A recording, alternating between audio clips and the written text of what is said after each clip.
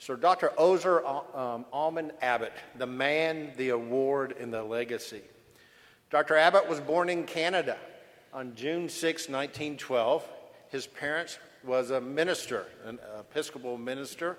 His mother was from Kentucky, and that will come into play throughout his career. He moved to Kentucky at the age of 8, and then it was famous in the Abbott family to go to boarding school. So he went to boarding school for 3 years in Baltimore, Maryland. Then he was sent to another boarding school, which was a very prestigious school in Lawrenceville, New Jersey. They went there from 1924 to 1929. He was an incredible athlete in track and football, but also he was in the glee club and choir. But his claim to fame was on the debate team, as you would expect from his history at the Southern Thoracic. Declamation contest, and then he was the secretary of this secret society, which is also like the Osler Abbott Award Society that we have today. This was from his yearbook in 1929. His nickname was Bot, and his favorite line was, "The lazy man usually aims at nothing and usually hits it." He entered Lawrenceville with the standards of a proud Baltimore family to know, and we'll talk about this, his uncle was Sir William Osler. And he had the firm discipline of an unyielding uncle who kept a close hand on him.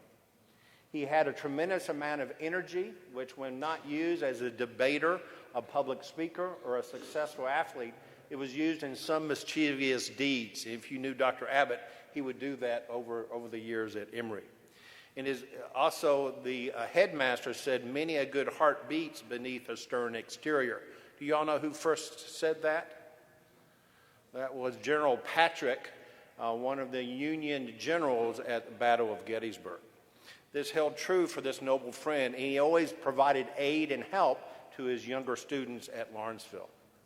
This is a picture of Sir William Osler, his uncle. As you know, was one of the founders of Johns Hopkins School of Medicine and the Regis Professor of Medicine at Oxford. He went on for his education in college at Princeton, and then got his AB degree in science in 1933. He went to medical school at Johns Hopkins, the follower Sir William was at that time, and he graduated in 1937, and he was an AOA member. His first year of internship was actually in internal medicine. He went back to Canada for a year at McGill University, and then took on general surgery training at the Cincinnati General Hospital from 1938 to 1944.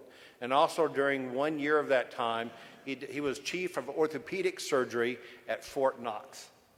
He spent 1 year of fellowship in thoracic surgery at Barnes University Hospital, and it was under the guidance of Everett Graham. So this is where he really took off with thoracic surgery. He was recruited to Emory University in 1945 and spent his entire career there until he retired in 1971. He started the Thoracic and Cardiovascular Surgery Service in 1945. He was in the founders group of the American Board of Thoracic Surgery. He was a founding member of the Emory Clinic in 1953. He started the residency program at Emory in 1963, and he was a member of various organizations. He was president of the American College of Cardiology, and then he was president of the Southern Thoracic in 1967. At Emory, he published 75 articles. Most of those were pulmonary circulation and pulmonary function. His interest was also in thoracic aneurysms, but also about infection. At that time, hemoptysis, tuberculosis, pericarditis. He had one paper of 1,300 patients over an 18-month period for hemoptysis. He wrote 3 book chapters. He started the first PFT lab at Emory in 1953 by a private grant of $197,000. Today, in 2014 money, would be $1.7 million. So just a tremendous grant of that period in time. He started the Thoracic Surgery Research Laboratory in 1954 and a vascular tissue bank in 1955. At that time, because cardiology and cardiac disease was early on, he was appointed by President Johnson from the U.S. State Department to lead discussions throughout the world. And he was also, when he was president of the College of Cardiology, he gave several courses over in Israel and Turkey. He did a lot of foreign presentations, really enjoyed that. But it's interesting, and we learned this from his son, one of his sons who's still alive, And when he gave the talk at the College of Surgeons in Sicily, he was asked to give when he got there, he had to give the talk in Italian. Well, he did not know that going there. So he found a medical student who spoke English, and he translated his speech into Italian, and then the student read it back to him in Italian, and he wrote it down with phonics, and that's how he did his presentation. And then he went back several years later to Italy, and he had to give 4 talks at 4 different institutions, and this time he learned his Italian by listening to records and things at home. So he was just a great educator and really loved these international trips. Also, too, in looking at the history library at Emory, you know, he was very interested in emphysema surgery and emphysema because of the PFT lab. Well, this was a presentation that he did at the American College of Surgeons in 1970. 280 patients that had lung volume reduction surgery that he performed at Emory, bilateral thoracotomies, and his mortality was only 3%. As you know from Otis Brannigan in his series in '59, the mortality was 16%. So this was a significant improvement and an incredible series. He was married. He had 4 children, 3 boys and a girl. All 4 of those children are still alive today. His hobbies was golf and poetry. On his trips, he would write poems, send them back to his family on postcards and everything. He was a very prolific writer. And also, too, they owned a home up in northeast Georgia. And it was very common back in those days for the chairman to take a whole month off. So he would usually take August off and you know, let all the residents get all the kinks worked out by the junior faculty, and he'd come back and work with them in September. And as we talked about, he loved to travel and so forth. Well, he retired from Emory in 1973, and unfortunately, because of complications related to coronary artery disease, he moved to Lexington, Kentucky, and he died in 1976. And he's buried in Lexington Cemetery. That's where his mother is from. And Lexington Cemetery is a famous cemetery in Lexington. Henry Clay is buried there. He was, as you know, he ran for president 4 times, but never was successful in that. Adolph Rupp, the UK basketball coach, his grave is about 20 feet away from Dr. Abbott. John Hunt Morgan was a famous Civil War general. And also John Breckinridge, who's a vice president from Kentucky. He's the youngest vice president in the history of the United States. He was vice president at the age of 37. And so there's a lot of famous people there along with Dr. Abbott. So just to think about, how did the award come about? And there's been a lot of debate of how this really occurred. Well, it came that the council felt secure enough that they went out of the country for the first time to a meeting to Nassau, Bahamas. And the highlight of that meeting was the first Osler Abbott Award. And what it was a free and open discussion on scientific papers to be encouraged in the early days of the association. President Edgar Davis at that time agreed that some type of recognition is appropriate. Dr. Robert Ellis recalls being in the audience actually at the AATS meeting, which was in April of that year in Miami, and talked about Dr. Abbott's discussion. He discussed 26 consecutive papers at that meeting. And also, like Dr. Hammond said, he did discuss 2 of his own at that meeting. So the decision was to establish the discussion award in honor of Dr. Abbott. Dr. James Brandy Alexander of Savannah and Colonel Ed Smith of the U.S. Air Force found a suitable icon. They went to the back streets of Nassau, and they found this icon or this plaque for the meeting. The award is now done through a secret society that we have in the Southern Thoracic. 3 or 4 members and previous winners get together to make the award each year.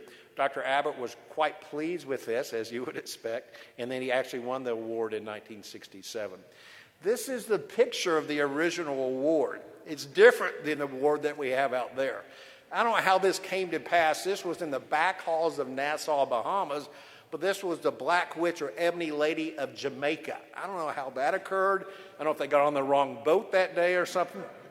But what it was, there was 10 types of people in Jamaica, or of different tribes in Jamaica, and they wanted to unify into one people.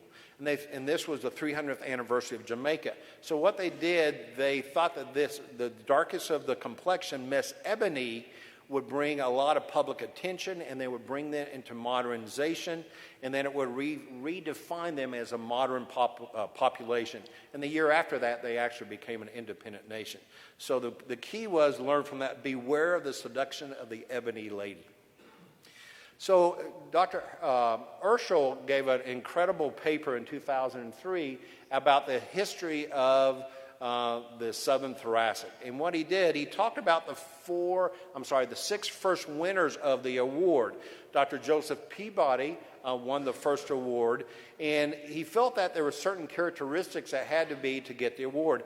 Back then it was in regards to slides, and apparently when you discussed a paper, you would bring your own slides to discuss in that format. Well, apparently Dr. Peabody would bring so many slides, he had to pay for extra baggage on the plane because of the weight and so forth. So one characteristic, you had to have your information to be a good discussant.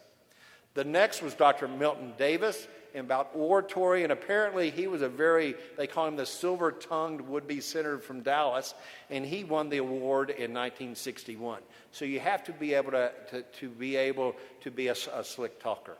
The next winner was Dr. E. Converse Pierce. Could not find a picture of him. His was from showmanship. He had an outstanding presentation, and in his discussion, he wore Scots plaid Bermuda shorts. So that was really the first time that people started to wear different costumes and so forth. Dr. Louis Bosher was a very effective discussant. His main thing was an authoritarian type of manner in scholarly activity. And when he discussed his paper, he was actually president that year, he wore the cloak of the presidency to show that he was the authority for that discussion. The fifth winner was Sam Stevenson with Perseverance. And this is very important because the critical thing here is that he had been runner-up for 4 years in a row. But with his persistence and so forth, he knew that we'd eventually get that. But apparently in the committee meeting, he actually had the deciding vote, and he rewarded it to himself that finally they had won. Which I know that's never occurred here in the Southern Thoracic after that. So that perseverance is another thing to think about. And the last is Dr. Burt Glass, and he was a very modest individual from New Orleans, and he won the 6th award.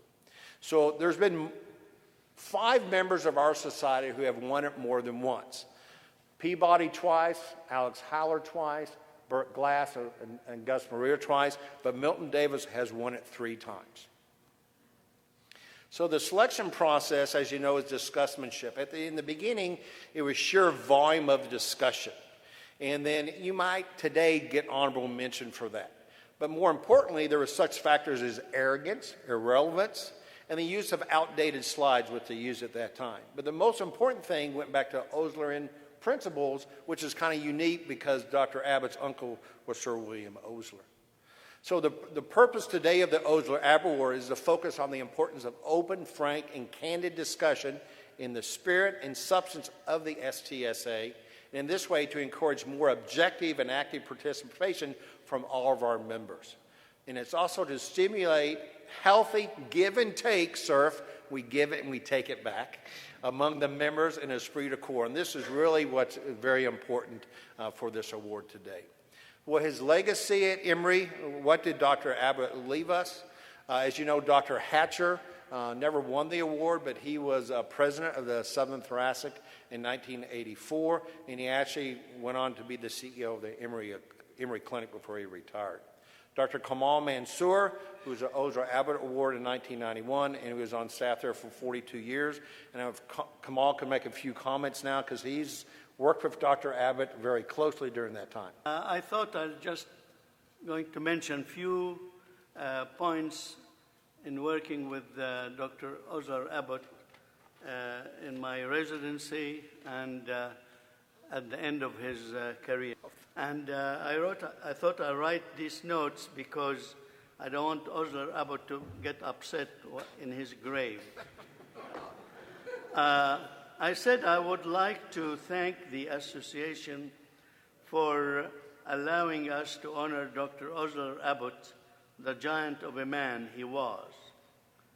I had the honor of doing my 2 years of residency in cardiothoracic surgery, 1966 to 19 1968 at Emory under Osler Abbott, who was the chief of cardiothoracic surgery at the time. Now, in the beginning, I was forewarned. I was warned about Dr. Osler Abbott being a tyrant and a cruel man who had no respect for residents. But after working with him for a short period of time, I realized that this to be untrue, and in fact, he was a great teacher intent on building young residents.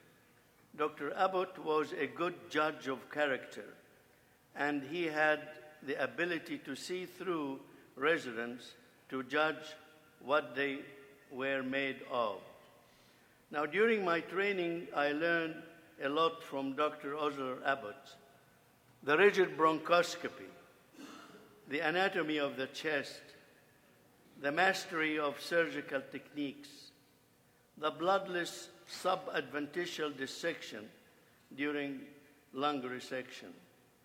He introduced me for the first time to the Southern Thoracic Surgical Association meeting held in Bermuda in 1970. At the end of his career, Dr. Abbott gave me a signed picture of himself with the words of thanks for the years we spent learning together. After I joined the section of three doctors, Abbott, Logan, and Hatcher, who constituted the entire section at Emory. The last sentence. The last operation Dr. Osler Abbott performed at Emory, was a thal gastroplasty for a severe distal esophageal stricture. I was summoned when I was as a staff surgeon by Dr. Abbott, who, while doing his surgery, when I went to see him in his room, he asked me the question as a staff surgeon. He said, what shall we do, Kamal, here? We opened the esophagus, and now shall I open the stomach? At which time I said, no, Dr. Abbott, we use the stomach, the intact stomach, as a patch to form the anterior wall of the esophagus. At which time Dr. Abbott asked me to scrub in and finish the case with the resident. I then realized his humanity, his humility, and the meaning of his words of learning together. Thank you.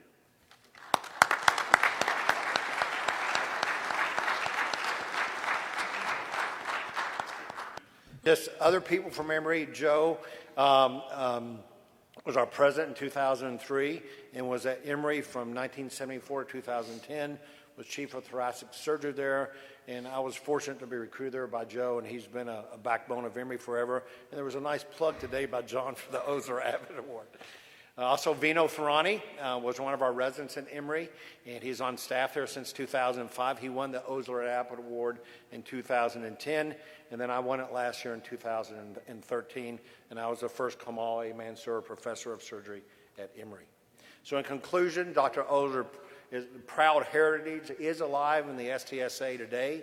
His award every year reincarnates the STSA. His influence at Emory Hospital and Emory Clinic is second to none. He was a father of cardiothoracic surgery at Emory, and a lot of it in the Southeast, and his legacy is robust at Emory. I want to acknowledge a lot of people who helped me during this. At the Emory Historic Library, Kathy Shoemaker, Megan Drum sent some historic files. She trusted those to leave the office down to Emory. ABTS with Sarah Dunlop, Kamal and Joe for their expertise. Dr. John Abbott, Osler's son, met with us and went over some of his lives, and then the 2 papers by Hal and Joe, which was very influential. Thank you very much.